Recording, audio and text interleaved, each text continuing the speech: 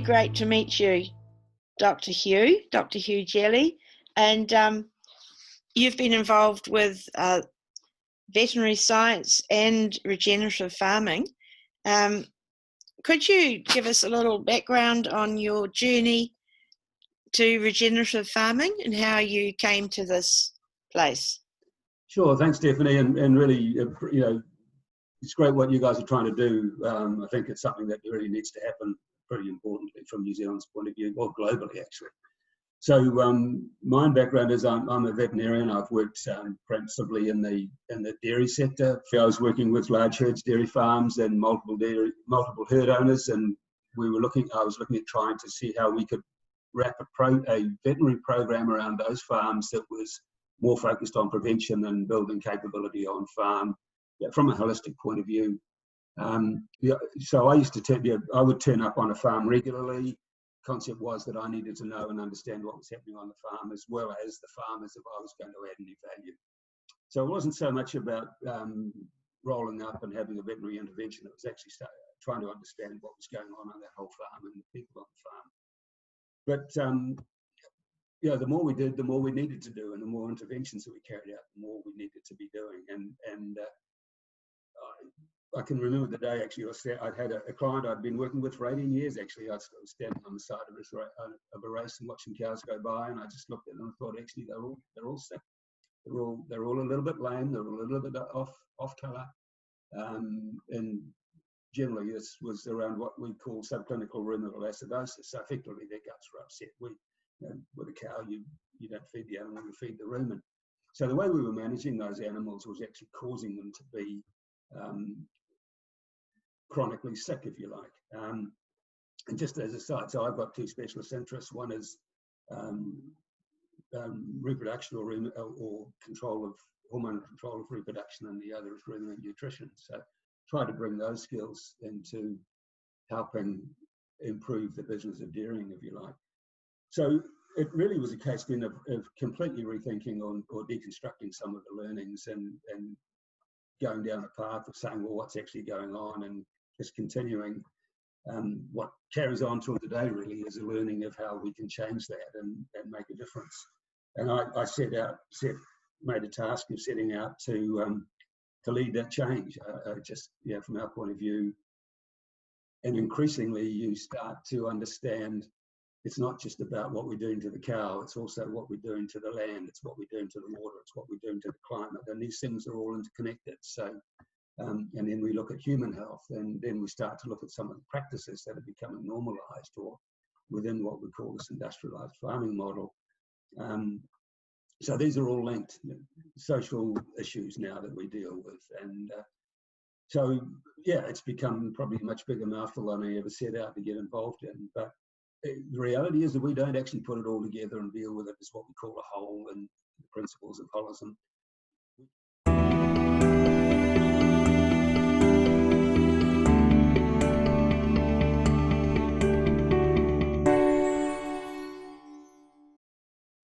We can't elicit or make any change. So what I do now really is help farms, organisations, families understand what regenerative is, how they can bring regenerative thinking and behaviours back into their business, and the shifts in mindsets that they need to make to actually deliver different outcomes. So, that's what I do. That's what it's all about, isn't it? A shift in mindset and how every sector is interconnected. And there's been a lot of bad press for the industrial model of farming, the impacts on the water, and the welfare of the animals. In your work with regenerative farming, I saw an article recently, and there was a workshop, and it seemed the farmers who came were amazed by the quality of the soil and the things they experienced on this farm. I don't know if that was part of your work or. No, there's some really good practice. I mean, one of the fantastic things really is, 20 years ago when I started thinking in this space, we were massive outliers. You were just considered to be absolutely crazy, and you got into some pretty difficult positions. it's still not easy. It's still like pushing a barrow uphill, and you just got to keep pushing, because you know if you let it go, it's just going to go backwards again. But there are a whole lot more. What we are seeing is what I call a frame of reference change. So if you think about what agriculture looks like in New Zealand, it's almost mown pastures. You know, nobody's thinking about the health. You know, when we farm, we're not thinking about what we can leave behind, and the way that we can actually look at the mutualism, if you like, between land, looking after the environment and actually taking from the environment. But now we're getting a whole lot more people doing that and standing up and talking about it. I mean, we've had biological farmers in New Zealand for a long time, but they've hidden under a rock. They didn't want to go and talk about what they're doing because they just got ridiculed. But now it's possible for those people to come out and start talking about what they're doing, and creating a different frame of reference, so people can look at the paddocks that they're creating, the diversity of pastures that they're getting, and the differences in the soil. So people are now starting to ask questions, and when they ask questions, it's a whole lot easier to actually start to take them into a different place. And so yeah, there is a shift, and but let's hope it's big enough, and let's hope it's seen enough. I'm really interested in paradigm shifts because a book influenced me years ago called The Structure of Scientific Revolution by Thomas Kuhn. And the shift in thinking doesn't happen incrementally. It builds up and then it jumps to a new level. Yeah, and I get a sense that there is, there's an increased understanding in the general public about the interconnectedness, about the impacts of chemicals on waters, soils, health, and just a greater holistic thinking, I think, I hope, is growing. Yeah, look, I hope you're right, and I certainly think we're getting closer to that, but there are some very, very significant and strong barriers that we have to confront in New Zealand. I mean, reduction of science. I mean, as you understand, with its principles of holism and thinking about things as an entity rather than pulling them down to their parts and trying to understand them, which is the way our science tends to approach them, doesn't give us the picture that we need when we start looking at how we can monitor and measure that change. So I get, and I was hoping, it looked as if COVID might have presented that disruption, if you like. It started more people to ask those questions and all of a sudden recognize that our food system is not as robust as it was originally thought to be. But I guess I'm also concerned that we seem to be very willing to go back to where we came from. But hopefully we can, we've got a few more people and we're getting closer to that paradigm. But you're right. I mean, we need to move from a mechanistic paradigm to a living systems paradigm. And that's a scientifically robust position. People come to us and say, well, you can't justify that in science, but you can actually. Living systems been defined in science by some work that was done in the Santiago School in Chile, and we know the principles of what a living system is. So we want to be applying those principles to how we start to design our agriculture and our society, and so that's what I get involved in most days. Great. The recent law change, or on the organic sector that was in Parliament recently, there were a lot of submissions made. It seemed like they wanted to bring in more regulation. But what was interesting to me was that the government came out, was it the Minister of Agriculture, saying the organic sector's worth 600 million. When they realise that there's actually a huge growing trend for true pure food, when the dollar signs start chinking, then it seems certain sectors start to take notice. Yeah, and I think, the unfortunate reality of that is when we do things as a slave to money, it's never going to work sustainably. I mean, money's a tool that we probably all have to use in some way, and it'd be nice to find a better way of doing it. But And I guess one of the things about organics, and it's a bit of a tension at the moment, is that organic is a prescriptive kind of process. Whereas when we think about regenerative, actually, there's no entry point, there's no prescription. It's actually more about a concept of behaviours and a shift in mindset. So, but at the end of the day, we're all trying to deliver the same ends in a different way. So we've got to work collaboratively to try and deliver those outcomes. The consumer is telling us now that it wants a different product. The global consumer.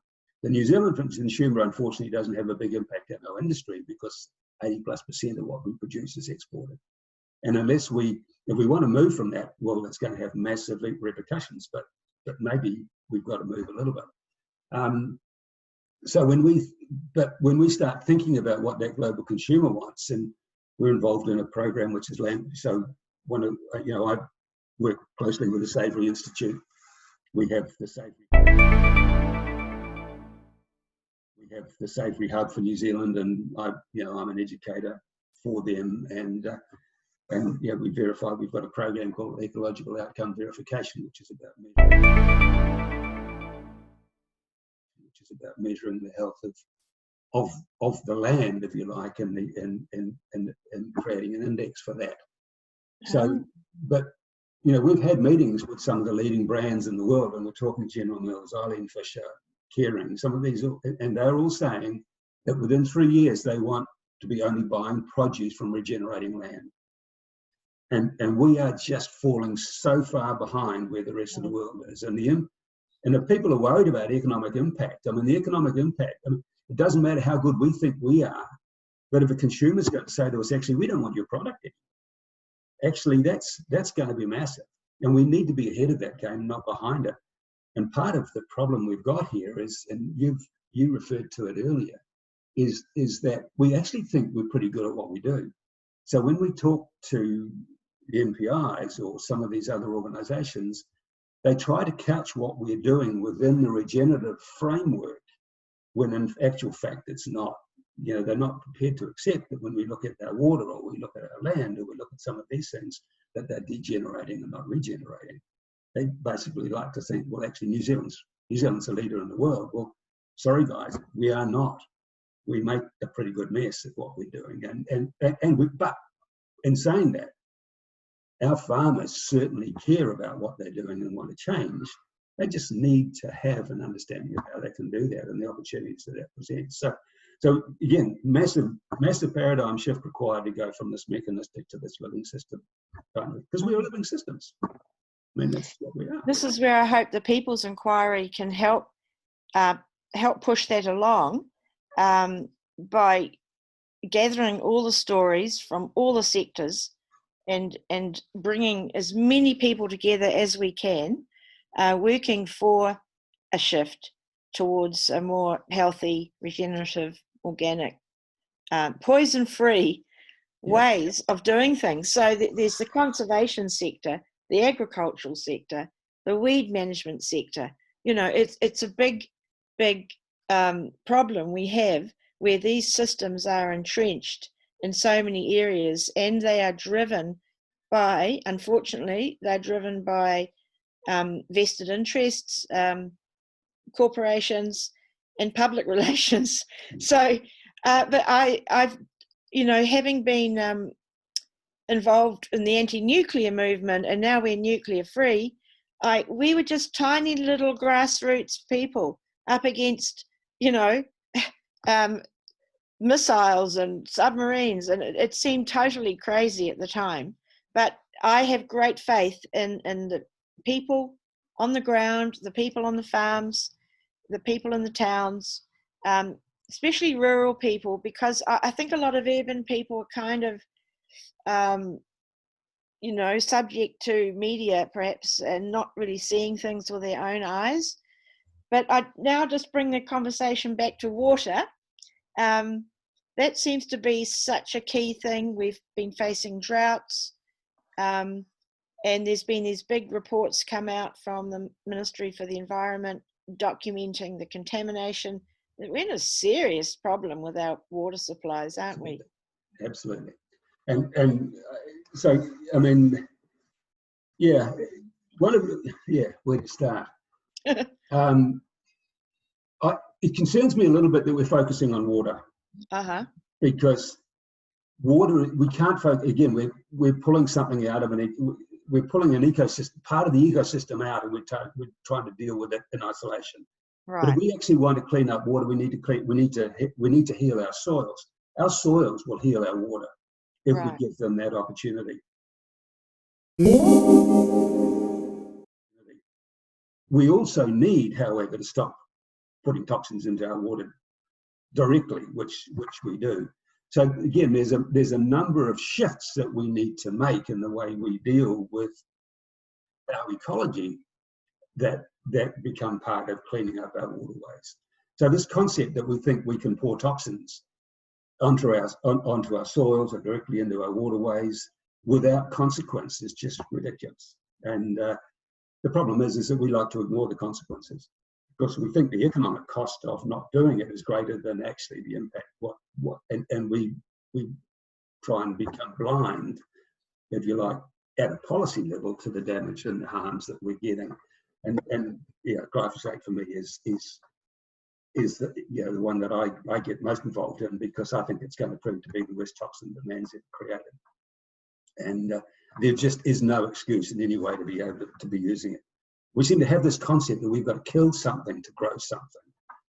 But where did that ever come from? Because nature doesn't work that way. I mean, nature works, it's in mutualism, it's symbiotic, and we'll find, and as you research it, you find that symbiosis, or the mutualism between organisms, is actually had more impact on development, almost, if you like, or natural development, than the parasitic or the command control type of concept.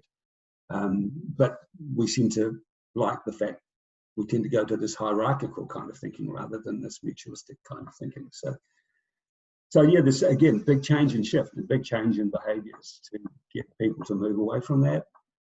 And I see one of the prompts, if you like, that you sent me was around how do you start to make that shift? And look, I think you guys are right. I mean, we won't change policy until politicians recognise that there's a strong enough feeling in the community that want to actually drive that change. So the change will come from the bottom up. But we've got, at the moment, we've just got this lack of belief, almost, that the things we talk about actually exist. So it's a big education program. It's a big awareness kind of program, and we just got to keep keeping on with all of that.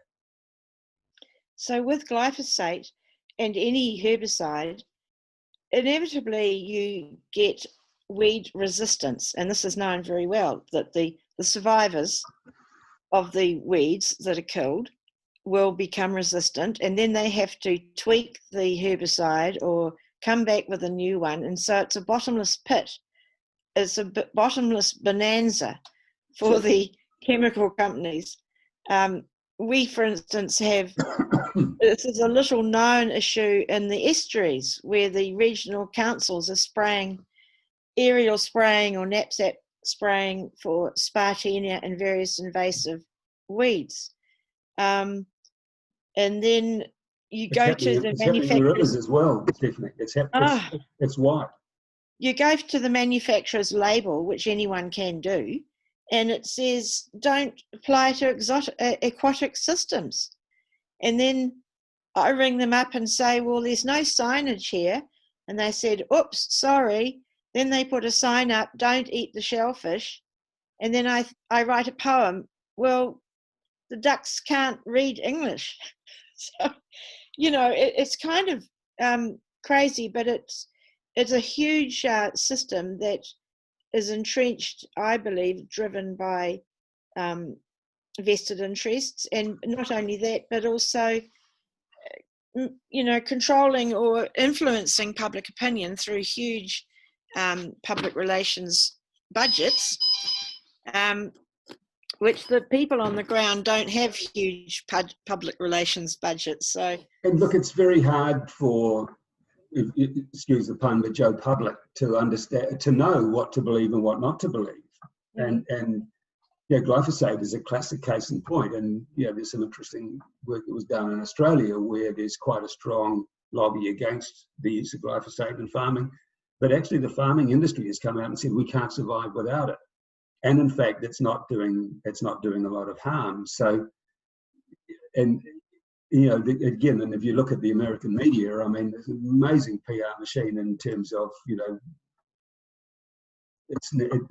it doesn't last and it doesn't exist for long, and it's not causing residues, etc., etc.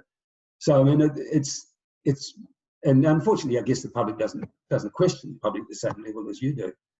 So it's hard to get that message through that actually this is, I mean, glyphosate, as you know, I mean, it was a pipe cleaner. I mean, it was actually developed to actually clean calcium deposits out of pipes because it's a chelator.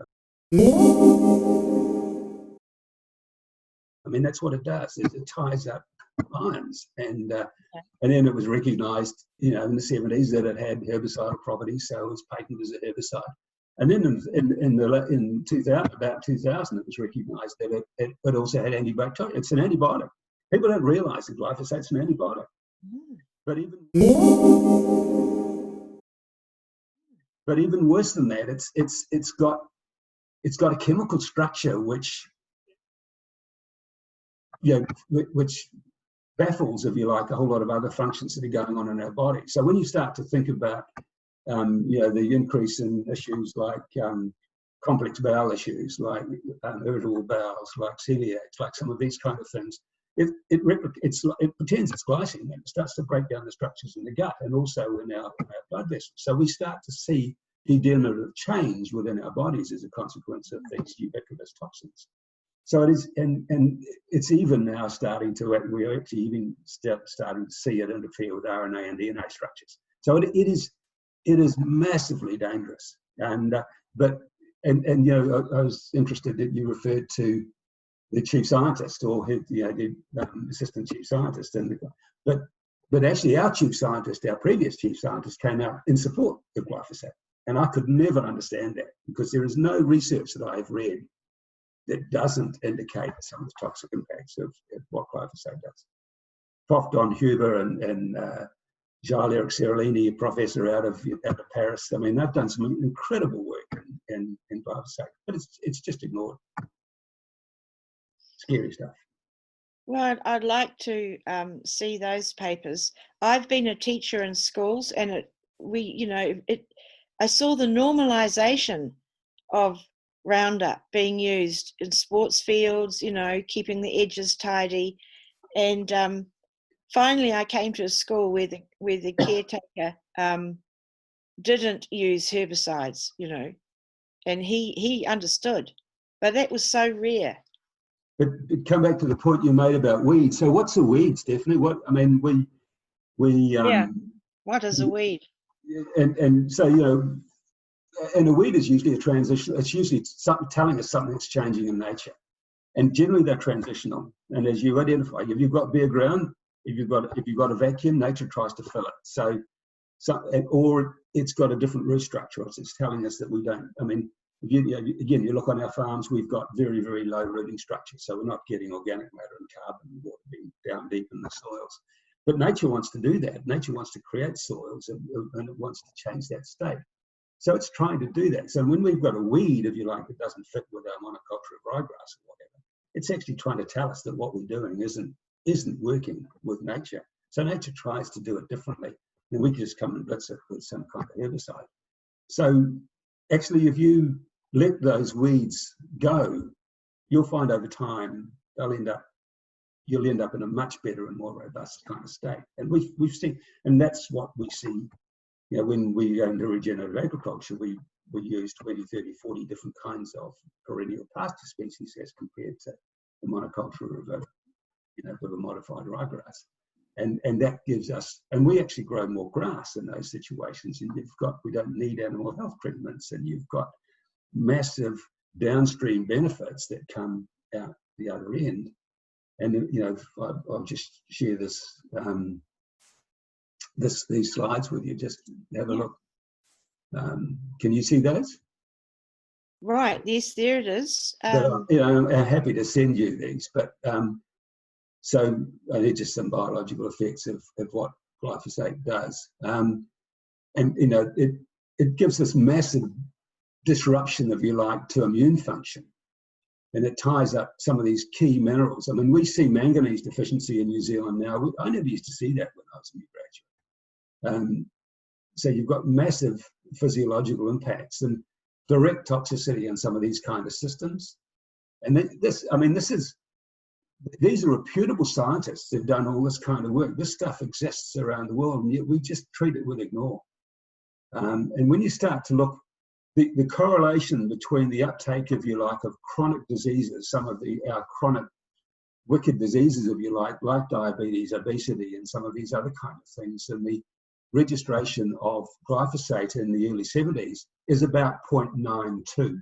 It's nearly 1-to-1. I mean, you couldn't design an experiment with that level of correlation. I mean, and yet we just ignore it. You see some of the infertility. I mean, we probably don't have to worry about world overcrowding because we're actually doing a lot of work. The natural infertility that we're creating is the damage to natural fertility that we're doing with some of these toxins that we're using is just dramatic. Great. These say bowel diseases and gut problems, a lot of talk of people needing to be gluten-free and all these things. Are you saying that the glyphosate being used in, say, for instance, dairy production, that it still is in the product? Absolutely. Gets into people. Absolutely. And the level, and again, some of the best work that's been done with that is Charles-Eric Seralini out of Paris. And because the levels that are needed to cause toxicity and cancers are so low. And if you start to think, cancer is a really good case in point. I mean, you can hardly find a family now that doesn't have some relatively young person in the family who's got cancer of some form. And it's becoming epidemic. But it's not just glyphosate, it's the other pesticides and herbicides and some of the other things that we're doing and the imbalance that we're doing to the environment through killing of. So, I mean, soil sustains humanity, and if we kill soils, we have a massive impact right down the food chain. And these are the consequences of it. But the other part of it is also the processing of food. So when you pick up a bacon and you can't even read or understand half of the things that they put in that bacon as they process it, but primarily by law, you've got to do it with nitrates, you're also going to get some of these impacts. So, our food system food should be a medicine, not a toxin. And yet we are killing ourselves with our food. So the common potato that's not organic, I believe, they spray with glyphosate, kill all the weeds, or kill the tops before they harvest. Yeah. So they're using, and well, not just the common potato. In a lot of cropping that for animal food, barley, they desiccate it, so they actually kill it with glyphosate, so it all dries, so they can harvest it more easily and get recovery. So, and of course, that's directly going into the fruit, so that's directly going into the animal, into our food chain. I mean, I have measured glyphosate levels in milk. I used to be involved in the export of milk into China, and we used to measure glyphosate product off the shelf, and we were finding residue levels sufficient to cause breast cancer. And that was 10 years ago. Those graphs are all going in the wrong direction, aren't they? Yeah, and look, these are the kind of things that scare me. And when you start looking at deformities,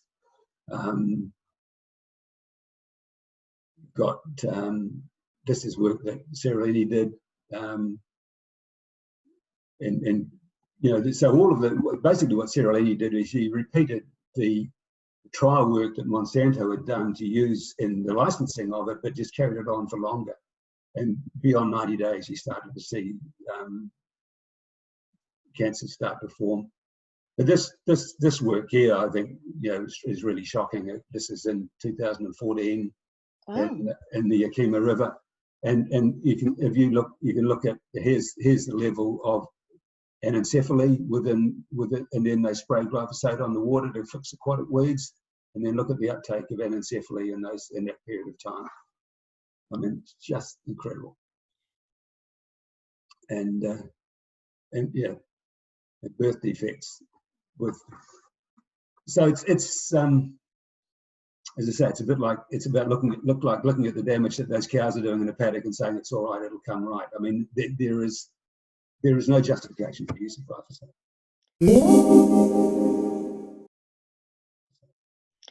Well, as soon as you lift the lid on this and you start critically analysing and researching, you've come up with evidence that can't be dismissed. So where to from here?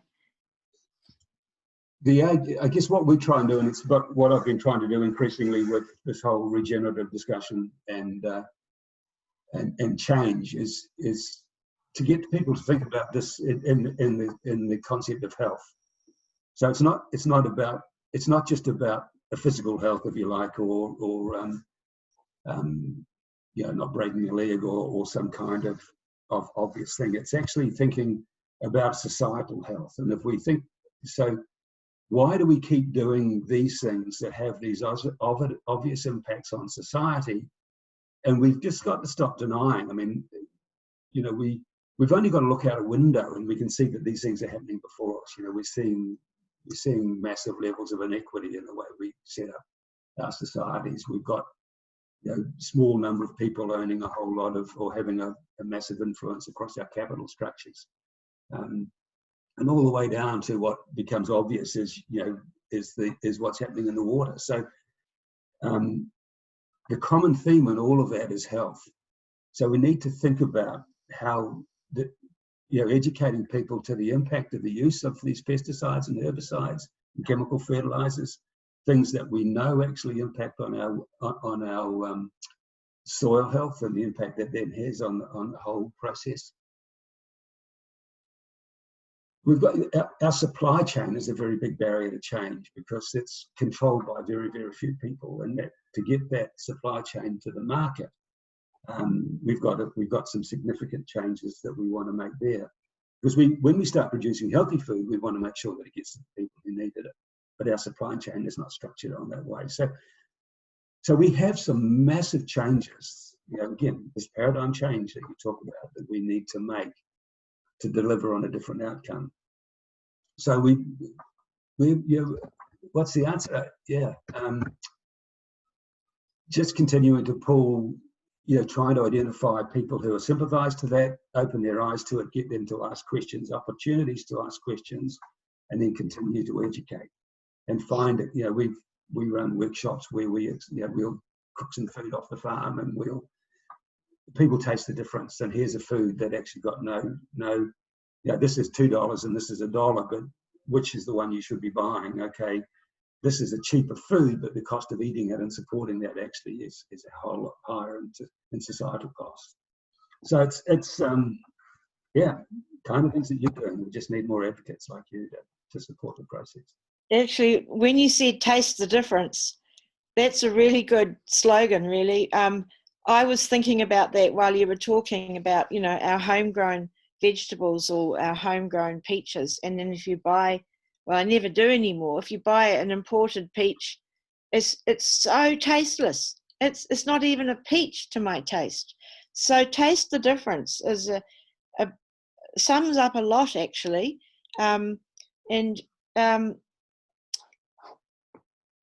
So yes, you're talking about societal health. That's a holistic view, that everything's connected, how we grow our food and our health.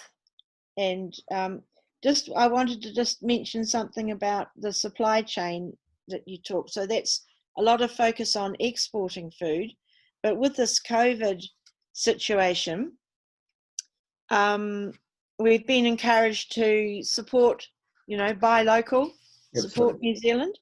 And there's been some huge articles and conversations and people talking about a sustainable reset.